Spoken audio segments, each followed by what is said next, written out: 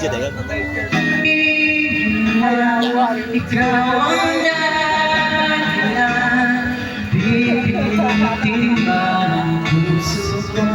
Hindi naman Kita. kung hindi ka ay hindi na lang pipilitin pa umasa pa na sa ating dalawa.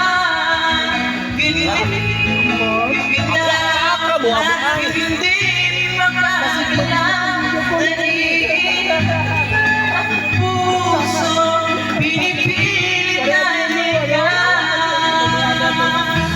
ikaw.